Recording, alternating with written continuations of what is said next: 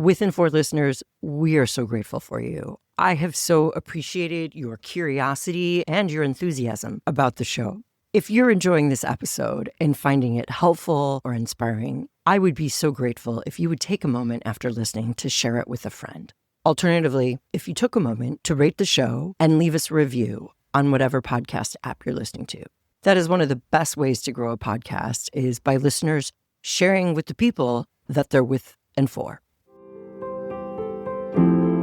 You can't be moral on your own. That's a radical idea in this time of moral outrage. But thriving in public life requires a sense of mutual accountability, belonging, and hospitality for each other. Mona Siddiqui is a professor of religion and society, an author, commentator, and public intellectual. And she suggests that the virtues of loyalty, gratitude, hospitality, and hope can lead us through the common struggle of being human together, living forward into a thriving life of public faith and renewed moral imagination. Life is all about searching. Life is all about introspection. Life is all about reflection. Our moral life only becomes alive when we are in a relationship. I can't be moral on my own. So that the moral relationship is very much, how am I with, not just with friends or colleagues or strangers, but just people in the grocery store, people that I meet, people that are taking their dog for a walk. And I think we underestimate that a sense of belonging is crucial to being a good citizen. Living on the side of hope rather than fear allows you to feel a freedom. If you don't have hope, what do you have? How do you live? How do you continue with life? How do you build relationships? Even when things are going really well professionally and personally, it's relationships that matter.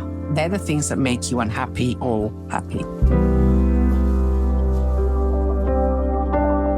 I'm Dr. Pam King, and you're listening to With and For, a podcast that explores the depths of psychological science and spiritual wisdom to offer practical guidance towards spiritual health, wholeness, and thriving on purpose. Mona Siddiqui is professor of Islamic and Interreligious Studies, assistant principal for religion and society, and Dean International for the Middle East at the University of Edinburgh. Her research areas are primarily in the field of Islamic jurisprudence and ethics and Christian-Muslim relations.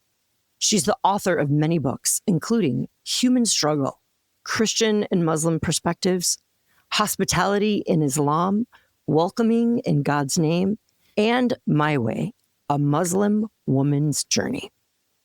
A researcher in theology, philosophy, and ethics, she's conducted international research on Islam and Christianity, gratitude, loyalty and fidelity, hope, reconciliation, and interfaith theological dialogue, and human struggle.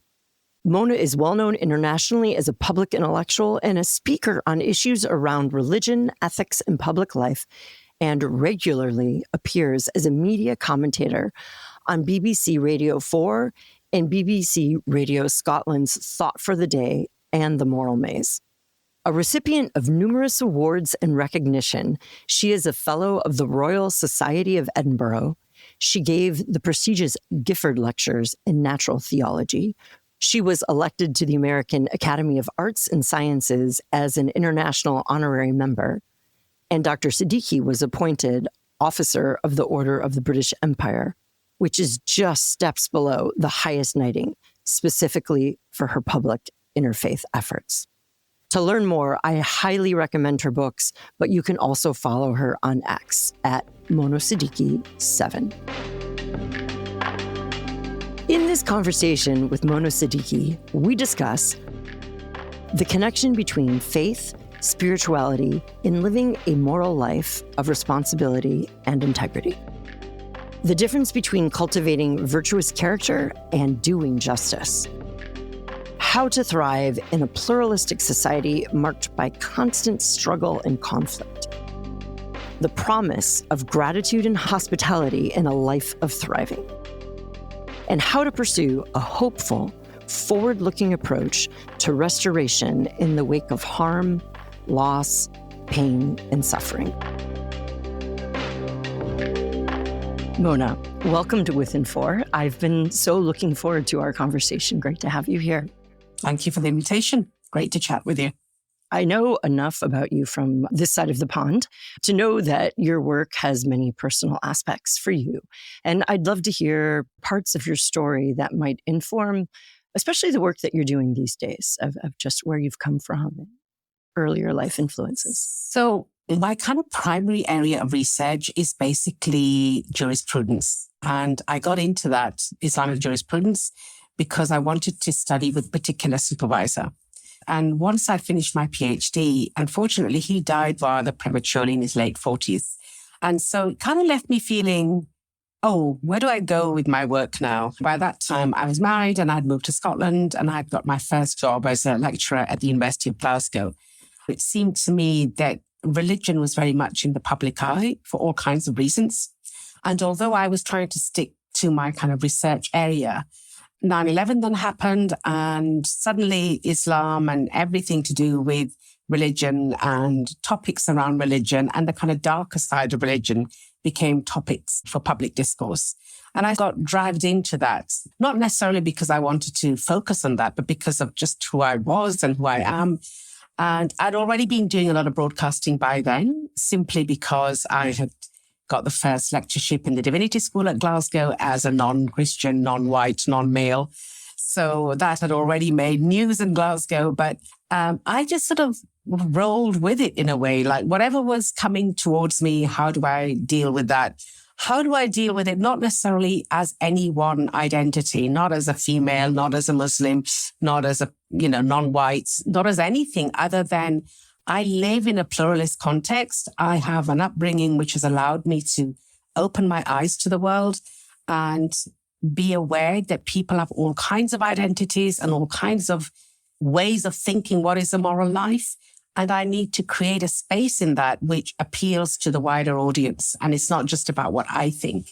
So really, a lot of my work since then and the comparative side of it, the Christian Muslim, came as a result of my interest in how do we make sense of religious pluralism, but also pluralism in the wider context.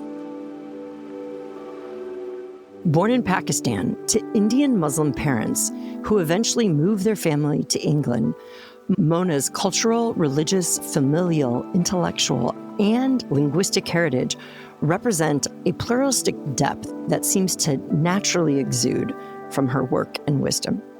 In her family, values of intellectual freedom, exploration, introspection, and courageous public engagement were all celebrated.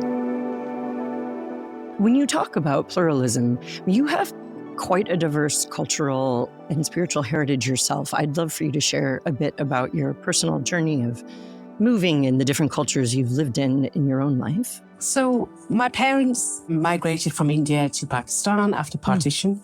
Then my father, who was a psychiatrist, came over to the UK. And they had only come to stay here for a short while. But they saw the life that the UK offered. They saw the education it offered. And they stayed. And I do think back to that journey that they made, which would have been so risky in some ways and so challenging. My father and my mother were both the only sibling in their respective families to have just left everyone and everything and traveled to the UK. And there were 4 of us at the time, 4 siblings here.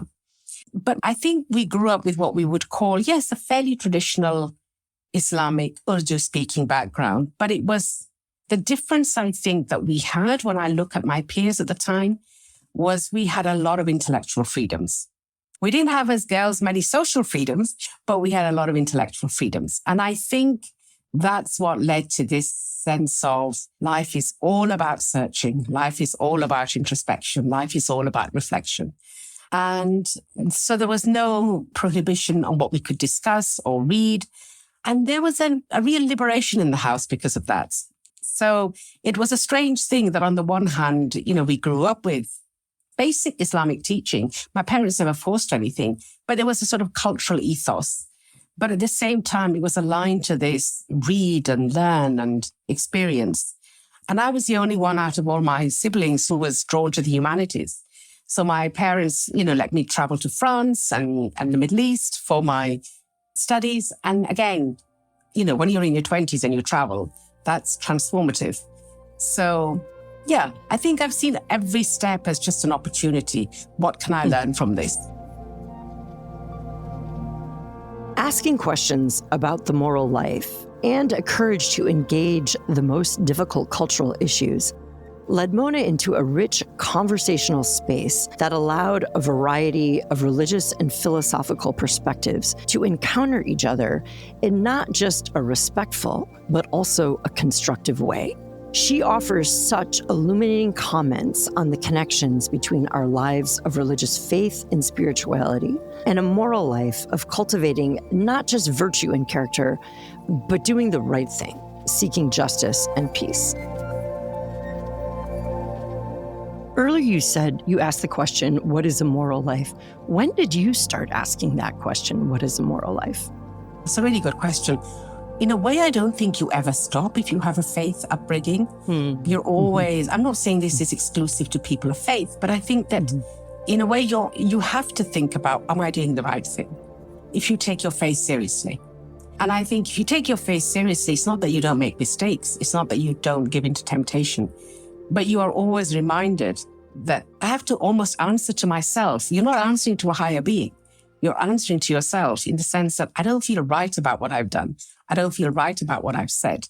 And so in that sense, it may be that you don't really think of it as a moral life. You just think, why do I not feel good about this? Why am I facing the shadowy side of life more than the joy of life? But I think all these are really about leading you to self-reflect.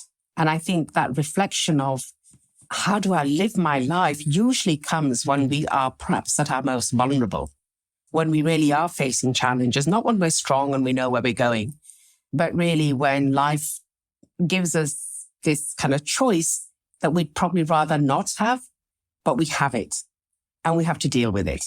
You've obviously done so much in Islamic theology, and you've written so beautifully about your own experience in My Way, a Muslim woman's journey.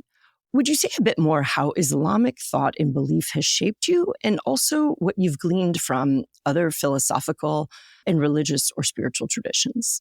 So the interest in comparative, largely Christian theology came as a result of the seminars I was involved in with the Archbishop of Canterbury at the time, post 9/11. They were bringing people of faith, but also scholars together, not necessarily interfaith, but just to discuss kind of heavy themes, salvation, prophecy, God, death. And I was really kind of inspired by those, because I thought if I'm going to do this seriously, I need to know a little bit more about Christian theology. I really need to do it as a scholarly exercise, not just as an interfaith presence. I would say that in some ways, I try not to distinguish. I mean, of course, doctrinally, there are lots of differences between Islamic theology and Christian theology. But if the core of your faith is, what does God want from me? And that is applicable to both traditions. And both traditions speak of the moral life and of the good life, of compassion, of how one leads a life knowing that the good life is hard. It's not that, you follow this tradition and so things will be easy. So in some ways, the whole comparative aspect of my research ended up becoming very much part of my inner ethos as well. And so an example I gave is from Islamic theology, and for me, waking up knowing that I have a sense of God inside me is what drives me. I don't know how else to say it really. It's not that, I'm a very devout, I pray all the time or I do various things, but this sense that I am accountable, I am responsible. And I think what I got from my dealing with Christian colleagues and friends was very much this emphasis on non-judgmental. If I really wanted to talk to somebody about something that I was struggling with, I would often find that I could go to a Christian colleague. Whether it was their faith that made them or whether it was just their personality, it's difficult to disentangle these things. But I did feel this sense of, I want the best of both theological worlds. What drives one faith and what drives the other faith, they don't have to be as disparate as people make them out. Our moral lives exist in relationship and reciprocity. And that core truth creates fascinating and far-reaching implications on how we belong to one another, how we're accountable and responsible, how we experience loyalty in our lives between each other. And I think the questions of who we're loyal to, who we're responsible to, and who we're accountable to, these are the very questions our society is very publicly struggling with right now. How far-reaching does our responsibility go? Just ourselves, God and neighbor, our families and close friends, the state, the globe? Just what do we owe each other? And I so appreciate that notion of accountability and responsibility. I think that's quite a counterculture impulse in this day and age. And I'm wondering if you have insights in how people in more pluralistic or perhaps non-religious settings might cultivate more of a sense of responsibility or accountability. I mean, I have had conversations with people who, and especially colleagues or friends who are Christian, who will say, we're all flawed. Okay? We're all flawed. So rather than look at things legalistically or in the context of accountability, look at things like we'll make mistakes. You have to have hearts. We'll make mistakes, but we need forgiveness. And I can see the appeal of that. But I also think that there's a kind of get out clause there, that it almost stops you from actually understanding that being accountable is really hard. Being responsible is hard as well. And so I'm not doing it because I want people to think of Islam in a certain way or me in a certain way. Ultimately, the only person I'm answering to, the only being I'm answering to is God. But at the same time, God doesn't need my obedience. God doesn't need anything from me. So in some sense, all I can do is how do I live the moral life so that those around me, and by that, I don't mean just family, but the very physical community around me, whoever that physical community is made up of, how are they impacted by how I act? Because if you think about it, our moral life only becomes alive when we are in a relationship. If someone is standing in front of me, that's when I decide, how am I going to be with that person? I can't be moral on my own. So that the moral relationship is very much, how am I with, not just with friends or colleagues or strangers, but just people in the grocery store, people that I meet, people that are taking their dog for a walk. And I think we underestimate that a sense of belonging is crucial to being a good citizen.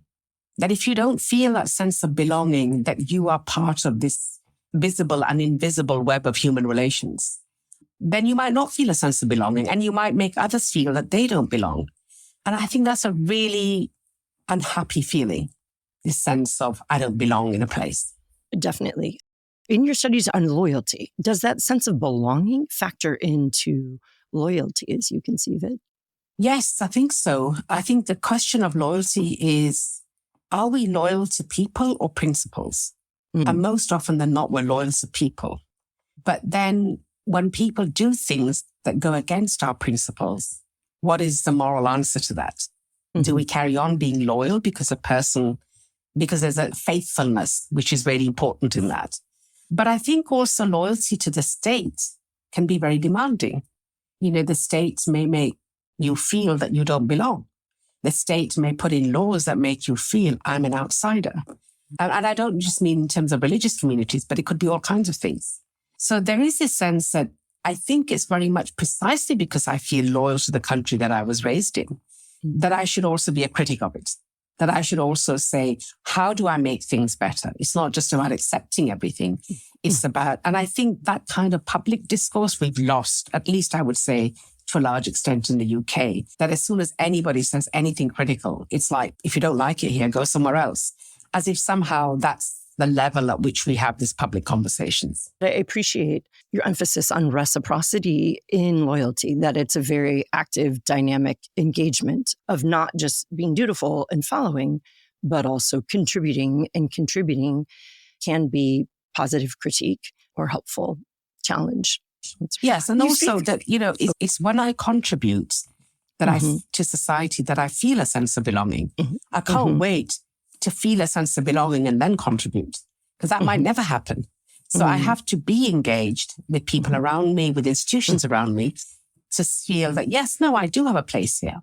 It's not easy all the time for everyone. I know that. But I don't see any alternative to that, nor do I see an alternative to pluralism in these countries, where ideas and attitudes are not necessarily living side by side, but sometimes they're colliding in the same space. So, yeah. Also within the context of your writing and talking about Islam, is you highlight the importance of remembering God. And I'm curious how that spiritual practice influences your engagement in this moral life.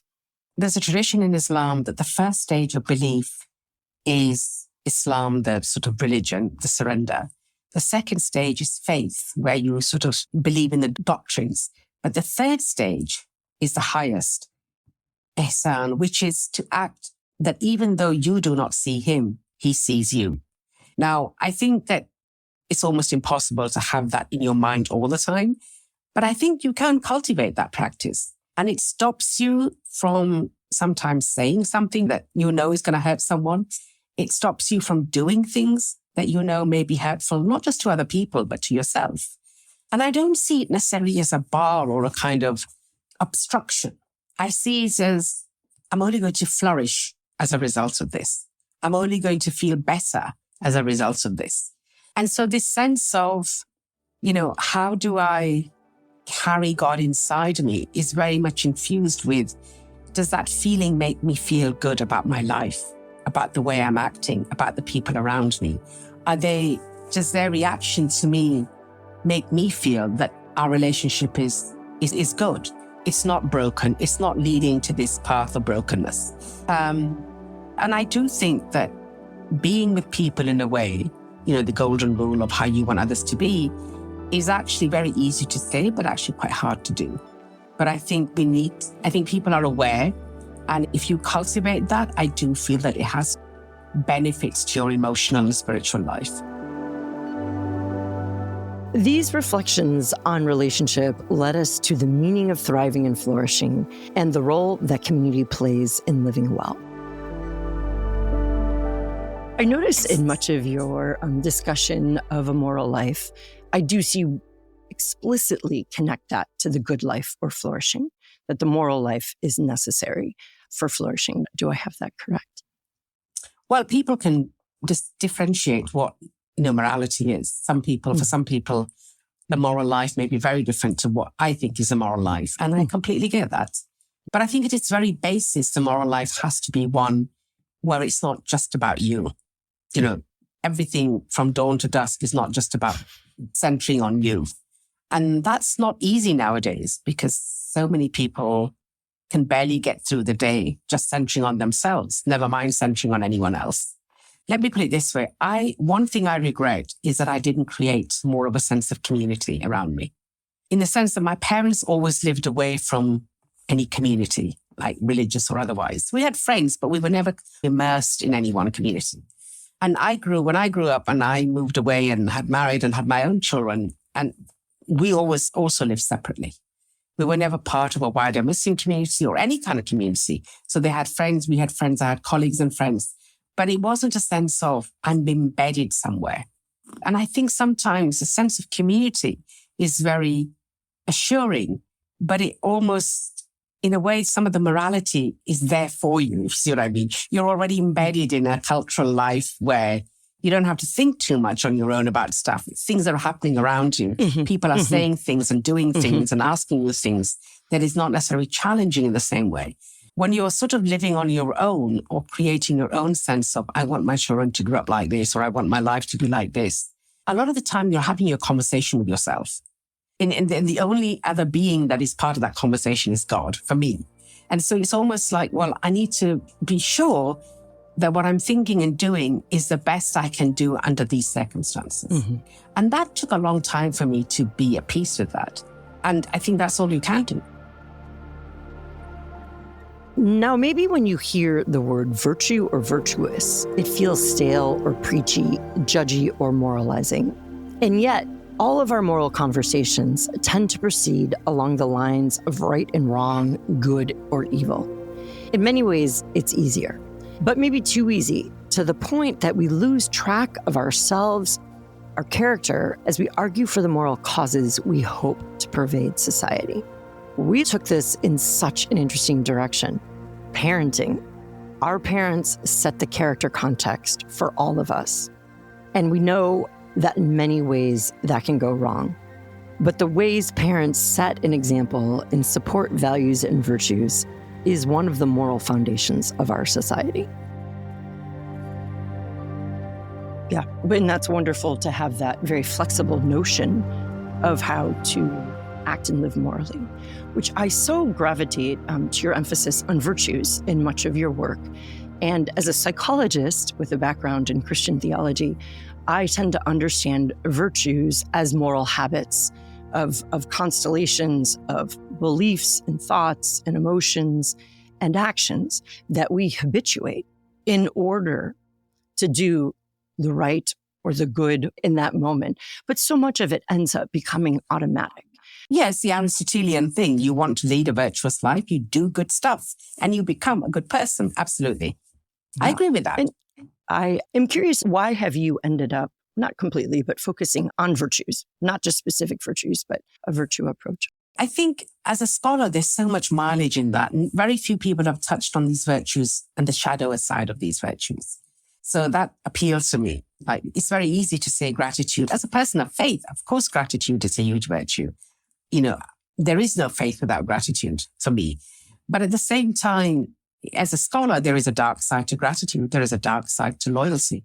And so for me, this sense of how do people talk about virtues, and at the same time, you look at some of these people and they're not necessarily leading that virtuous life, it then becomes for me, oh, you're just doing this as a scholarly exercise. You're not really involved in the practice of it. And, you know, this isn't my judgment on some people. This is them acknowledging it, that it's just for them as a scholarly enterprise.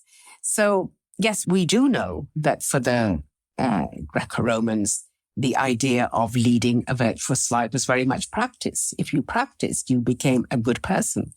But I think, I think that we almost denigrate the virtuous life in public life at the moment, as if somehow you're moralizing, you're preaching, and there's no space to moralize. There's no space to, even in our education establishments at universities, you can't moralize. You can't teach philosophy as a moral discipline. You have to teach it as an abstract discipline of thoughts and ideas. So where is the space to talk of virtues as something that maybe you could cultivate, if you really want to lead a good life? And I think those spaces are becoming fewer and fewer. So it was all those various dimensions to virtues that drew me in. Like, we don't really talk about it as a moral practice, but even as a scholarly exercise, I want to see what people really think of these virtues. Absolutely. So just to push this, you have children. Perhaps as a parent, you have thought, I would love to see these virtues nurtured in my children's life. Maybe that's something you have thought or not. But I'm curious if what thinking as a parent, or if you were speaking to parents, what might be practical ways of conceiving of how to habituate or cultivate virtue? Yeah, I mean, I have three young men now, 3 boys, but for me, it was very much, yes, faith mattered.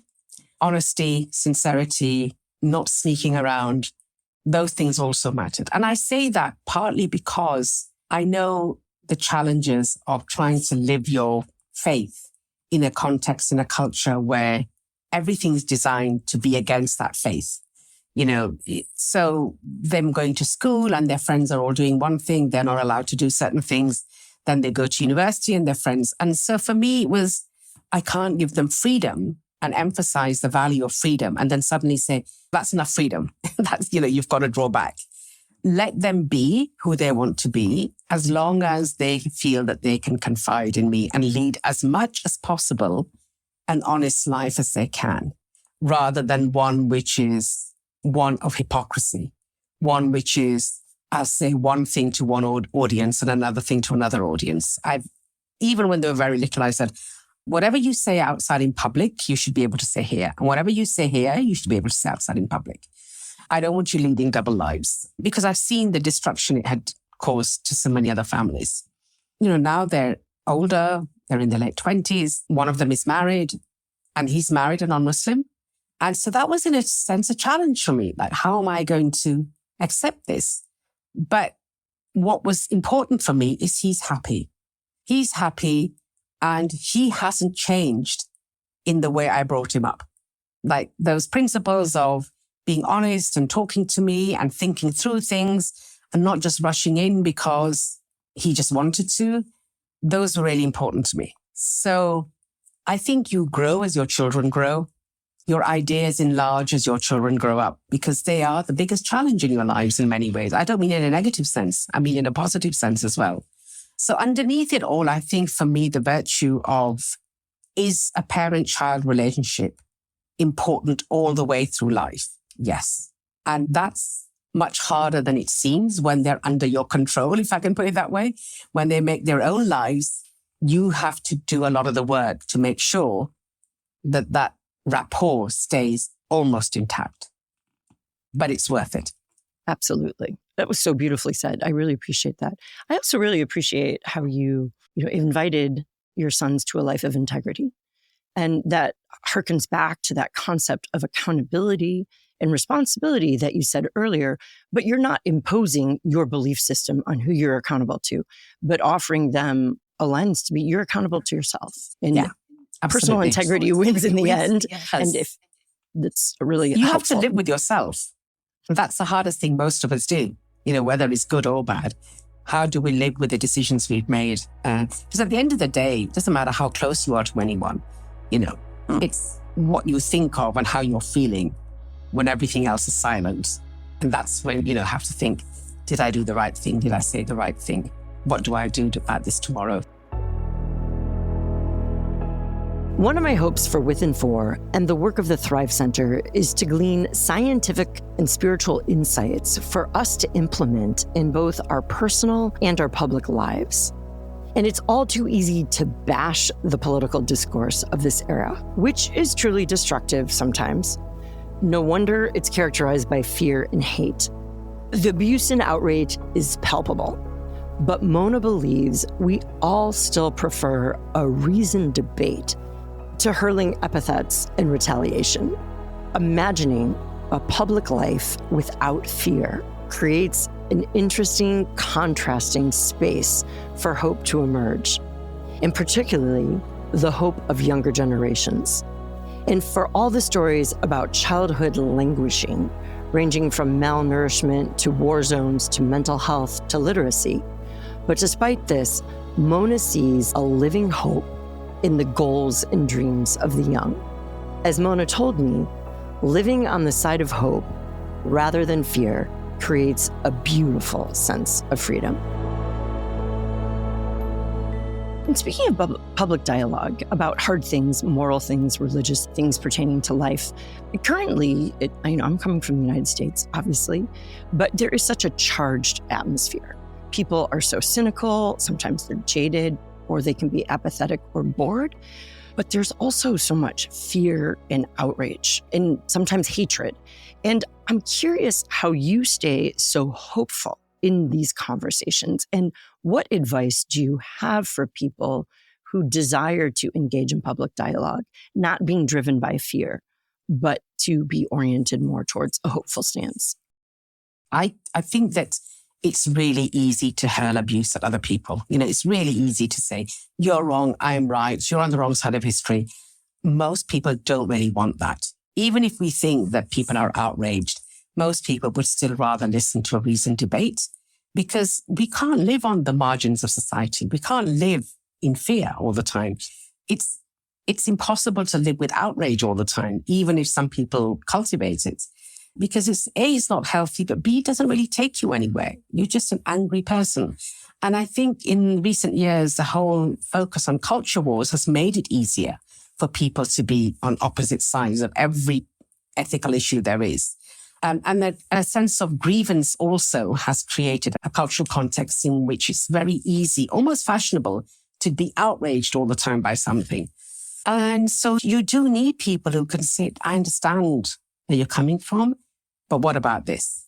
But how about this? Rather than, you're wrong, because nobody wants to be told they're wrong. And I don't think that I've ever been drawn to that, even in personal relationships where I'm simply just shouting at someone and saying you're wrong. Of course, you can have arguments with family and all the rest. But in the sense that at the end of the day, if anything is worth preserving, you have to go back to it. You have to rethink, how do I actually salvage this? If it's a personal argument, I need to salvage it. If it's a relationship worth holding on to. But if it's a public discourse, I actually need to then retract and not just say what would be the easy answer, but actually think to why that person is arguing in that way.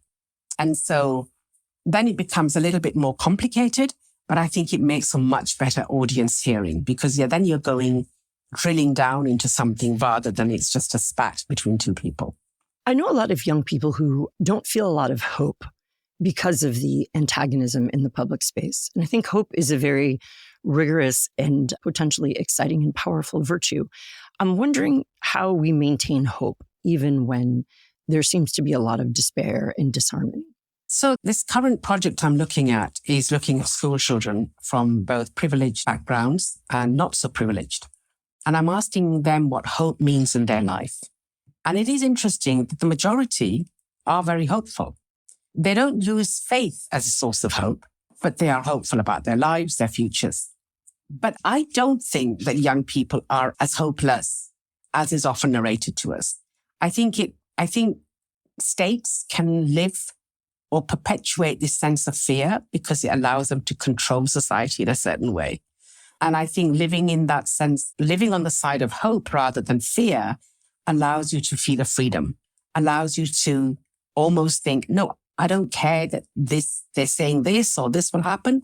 I'm still going to go forward with hope. I can still feel that I can make things better.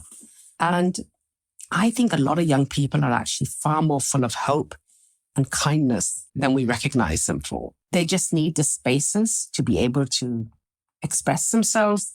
They need to be able to feel that their opinion matters, their voices matter. And it's not just to do with, hope as a religious virtue.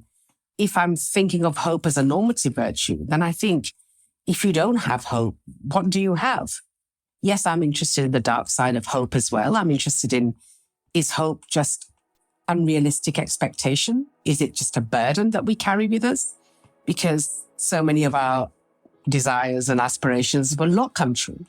But actually, if you don't have hope, then how do you live? How do you continue with life? How do you build relationships? And again, I would say that like with most negative things, it's much easier to be negative. And positivity takes more out of us. Building relationships, building anything, building a home, building a friendship. But those are the things that give meaning to our lives. I love to make people feel welcome and at home. So I love hosting friends, family, students, and colleagues. And probably like many of you, I want people to feel deeply seen and cared for when I'm hosting. Mona's work on hospitality is an important cornerstone for her public ethics. She poses the question, how do you make someone feel when they enter your home? How do you make people feel when you enter a dialogue with them? What if we were to carry that effort from the way we host a party, a sleepover, or a neighborly visit to the way we encounter one another in public spaces, in social media spaces, legal or political spaces? I think we'd see a different world of peace and mutual understanding emerge. What would the practice of a mutual, radical hospitality look like in your life? And how would that shape our world today? One of the solutions you have offered of these social rifts often is the practice of hospitality. I'd love to hear you explain your understanding of hospitality and how that is particularly helpful and poignant for our challenges of belonging these days. Yeah, so for many philosophers, hospitality was the virtue. It's the only ethic that matters. Hospitality, and I think in its deeper sense, that how do you retain a culture of openness and welcoming, with all the reservations you may have about who you're welcoming and why, but that actually that space of when somebody comes into your home, which is how most of us do hospitality, is that transformative bit. How do you make somebody feel when they enter your home? And just a occurred to me, it was actually a very personal lunch I was having with a younger student. And I mean, I knew him well, but there was a dessert that came. And he said, "Oh, do you want to share this dessert with me? It's too much for me." And I just thought, he's crossed so many boundaries, but the way he actually asked, and it was so warm. And I said, "Oh, of course I'll do this." And I just thought that space of hospitality, when somebody just does something for you or says something to you that suddenly makes you feel closer, is such a warm feeling that it can't really be replicated by any other gesture. Whether you go to a foreign country and, you have a nice experience with a taxi driver, or somebody says something nice to you, you immediately feel different about your environment, even if it's the first time you've been there. But hospitality as a philosophical tool for me is very much about, if we're going to be moral citizens, how are we with everyone who enters our life? Not just the people we want to enter. And, with our emphasis on issues of migration, issues of how do you retain cohesion in society, these are really challenging questions. I don't think there are easy answers. But I also think that just looking at things in a negative way, that we want to keep people out, as if somehow people have not moved for centuries. People have always moved. Migration has always happened. And it's only going to get more and more frequent with climate change. We need to take these things seriously, that hospitality isn't just, "Oh, welcome, and you can just take over my home."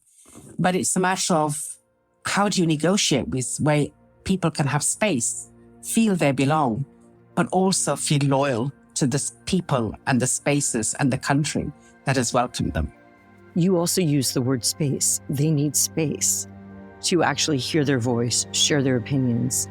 And that when we are hospitable, whether it's in your home or in an exchange in an elevator, and create space for people to offer their voice, that's very important.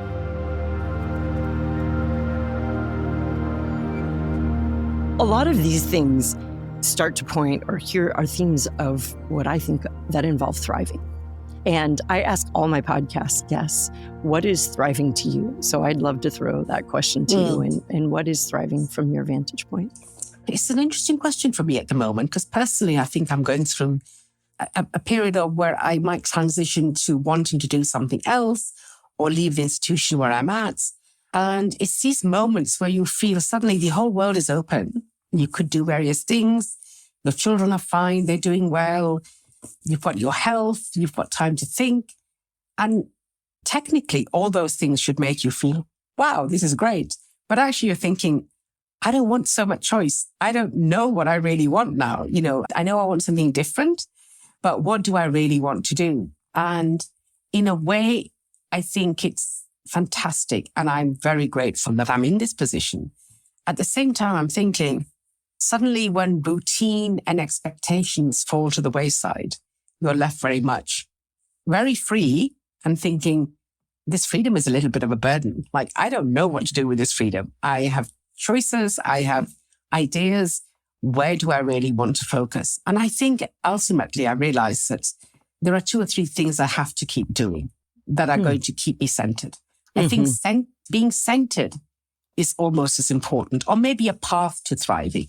In the sense that I know I have to keep writing. My writing, at least my current book, has taken a bit of a blip for the last couple of years. I have to keep writing, and I have to keep speaking out, because those are the things that kind of drive me. But thriving in a sense of feeling emotionally fulfilled, I think that takes people as well. That's not just about your career and your direction. That takes who's in your life, who isn't in your life, who would you want to be in your life? And that is far more complicated, I think, because you need certain people around you to just help you feel that, yes, you have center, you have purpose, you are doing things. But you also need other people around you to give you, other kinds of joy. So I think that sense of, how do I rely on or build a community that can do different things, is really where I think people find that they can flourish. But I think it's hard to find that. I think you're very lucky if you have both the center and that sense of community that helps you thrive.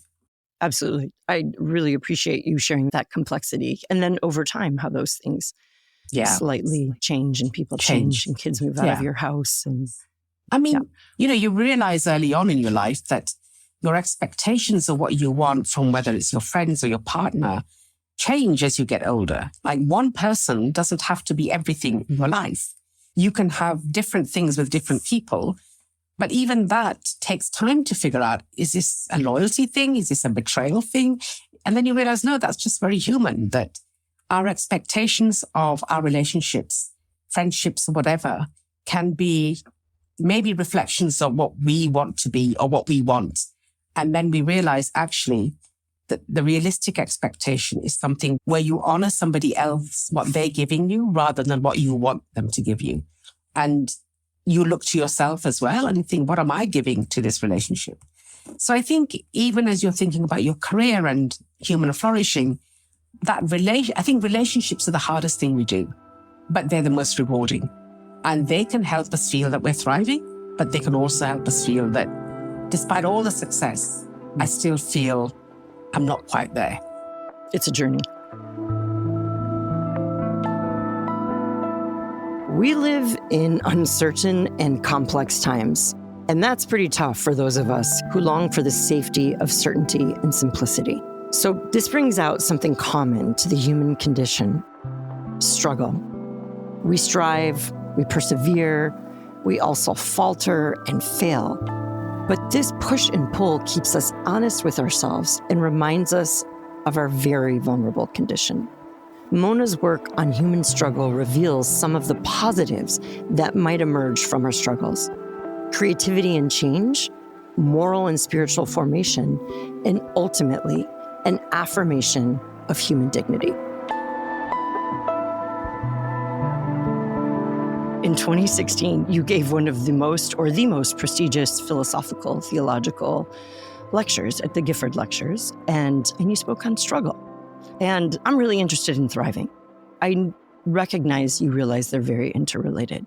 I'd love to hear what you think about struggle and especially the role of uncertainty and complexity. Thank you, Pam. The struggle theme came out as a result of this kind of comparative Christian Muslim work, where I saw that the focus on suffering for Christian theology was, there's a huge focus on suffering. And I thought, actually, Islam doesn't have the same focus on suffering, but it does have a focus on struggle. And actually, we don't talk about struggle. Sometimes we conflate the two. Suffering and struggle are the same. But suffering may be construed as an existential state, whereas struggle is something that each of us, all of us, face at some time in our lives. So I just wanted to really look at that. And then the book was structured in such a way that I had 2 or 3 chapters that were comparative, looking at 2 different scholars and how they dealt with struggle. It was a very challenging book to write because to give us lectures, it was fun. But to actually write it in a way that was still coherent, it was quite difficult.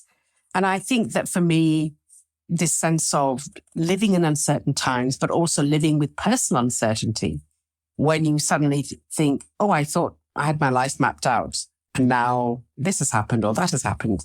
All of us face that. And that's the struggle that I was interested in. And what do you do when you are faced with something that could be life-changing? Not necessarily negative, but positive as well. Who do you think of? Do you just think of yourself? Do you think of where does family come in? Where does your partner come in? And I think that's when I thought, right, I'm going to compare people whose work I know a little bit, but also think about the struggle that religious traditions are facing in modern life, and also the kind of philosophical trajectory of how people have talked about uncertainty as a state in which we're in, that life is becoming very fluid. There are no certainties anymore. There are no meta-narratives because we don't turn to philosophy without. Most of us don't turn to religion for that. So where do we get the meta-narrative of what it is to lead the good life? So all these different aspects kind of came to this center around human struggle. From that perspective, would you say that struggle in terms of dealing with uncertainties will become normative and maybe be less of a struggle? Or is there a way to befriend that kind of uncertainty and struggle in it? I think irrespective of where we are in life, we'll always face struggle of some sort. But I think uncertainty is perhaps a more modern phenomenon in the sense that so many of the structures, even in the last 30, 40 years that we sort of took for granted, the family, the community, that's kind of falling by the wayside. So we're living far more fragmented lives now in some ways. We're creating our own community, we're creating our own family, fine. But a lot of the ties that we grew up with maybe 30, 40 years ago are no longer there. And so I think a lot of people, and that's probably why so much research shows that people feel lonely despite having so much connection. Or because I think that sense of what it's really to connect to other people is not there. That it takes time, it takes emotion, it takes, a relationship is demanding, whatever kind of relationship it is. But it can be demanding in a really good way. But I do think we live in very fragmented times when people are not sure of a lot of things. And that creates this sense of uncertainty and insecurity. Absolutely.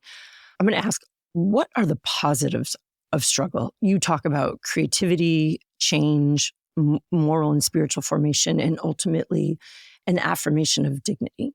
What are those positives? I think it keeps you focused on what kind of person do I want to be? I mean, if you have faith, then you have to continue whatever the challenges might be. What are the things that challenge your faith? What are the things that challenge the way you thought you would raise your family or your relationship with your friends or whoever? And I think that sense of introspection is a good thing because it's very easy to be complacent.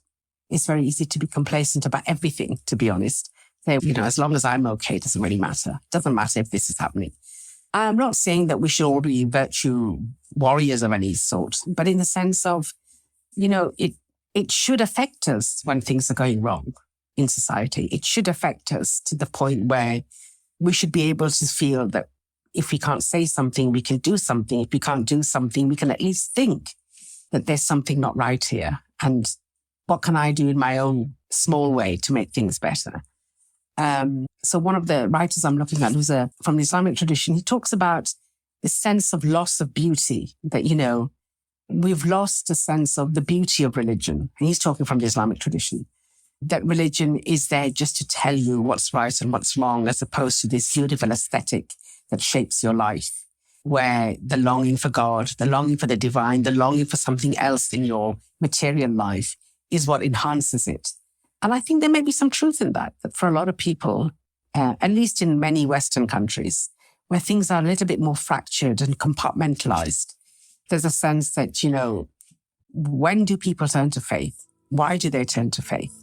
And what does their faith mean in the ordinariness of their life, as opposed to something they do when they're just feeling very alone or traumatized or vulnerable?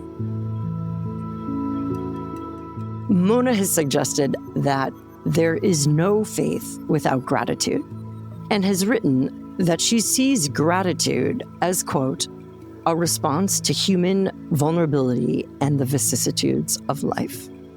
In the world of self-help, gratitude has played a significant role in recent years, but there are some shadow sides to gratitude that we don't often talk about. Some people have approached gratitude in a very quick fix, shallow kind of way. We might list off the small things we're thankful for or write a letter. We also teach it as an obligation of polite society. It's a way to be nice or civil, or as a very transactional economy of indebtedness. But gaze upon gratitude, and you'll find it's a virtue with incredible depth and power. So as a person of faith, I think there is no faith without gratitude. That, gratitude for my life, everything. But I think in terms of societal bonds, gratitude creates hierarchies. It creates a sense of indebtedness. It creates a sense of, and institutions can keep people in their places, making them feel you should be grateful you have a job. You should be grateful you were promoted. You should be. And often institutions can deny us what's rightfully ours or make us feel that we haven't earned it, that it's been bestowed on us, as if somehow we have to be grateful for that. So there's a kind of transactory nature to gratitude in our institutions, which I find problematic. And of course, a lot of abuse goes on in the name of gratitude in institutions. Whether it's adults feeling that their rightful place hasn't been recognized, or whether it's institutions between adults and children. And I think so there is this shadowy side to gratitude as well. We say thank you without thinking about it most of the time because it's a transactional thing. At the same time, I think it's good that we do it because it still makes somebody feel good that you've acknowledged something they've done. But I think translated then to institutions and to something higher up, that sense of thank you and who are you saying thank you to and why can become quite shadowy. And the more I say thank you, will I get more? That sense of civility creeps in, as opposed to accountability and a sense of integrity. That, no, I'm not going to sell my soul for this. I'm not going to do this. Doesn't mean that I'm going to fight about everything, but it does mean that I have certain boundaries and certain standards. So in that sense, I think gratitude as a concept can be used in institutions. It may not be used as the word itself, but the sentiment behind it is often used to keep people in their places. That's a very helpful perspective. You wrote, I see gratitude as a response to human vulnerability and the vicissitudes of life. So if not thinking of the shadow side of gratitude, when is gratitude good and what does it have to do with human vulnerability? I think that in the sense of when I feel things aren't going well, when I do feel vulnerable, instead of going down that sort of rather oppressive tunnel, I have to lift myself out and think, actually, I have this, and this going really well. Let me center on that rather than what is not going well. Or let me focus on what I have rather than what I don't have. And I know these things sound simple, but you do have to cultivate this. And I think that sense of always focusing on the good that you have rather than what you don't have, it doesn't make you complacent. It doesn't make you less ambitious. It doesn't make you not wanting things more, but it makes you at least aware that a lot of good is happening in your life as well, even if you're in a dark place or a place that you want to get out of. And I think that's what you will need to hold on to. Otherwise, a lot of people fall into despair. Mona's concluding remarks led us toward her sense that while injury will always leave a mark, restoration and repair is less about looking backward than it is about moving forward. Sometimes it's very easy to leave a conflict as it is. Sometimes you're so hurt that you need a distance, or things have gone so badly wrong that you need to think, how can that ever be repaired? Whether it's a relationship or whatever. But I think that, again, in a way, it's gratitude, in the sense of how do I recenter and focus on what is important that takes me back to, no, I can't just leave that there. I have to do something. If it's a relationship, even if it's picking up the pieces very slowly, you have to do it. Because most of us think when we've had an argument, to hell with it. I don't care. That person has done this. But if you really are true to yourself, you don't dismiss it. It bothers you. You feel, how could I have made that better? How could I have not said that or said something different? How could I have said something a bit more healing? Not to take away the responsibility from the other side. But I think it is this sense of feeling, well, actually, if you have faith, A, life is too short, and B, what really does matter in your life at the end of the day? Even when things are going really well professionally and personally, it's relationships that matter.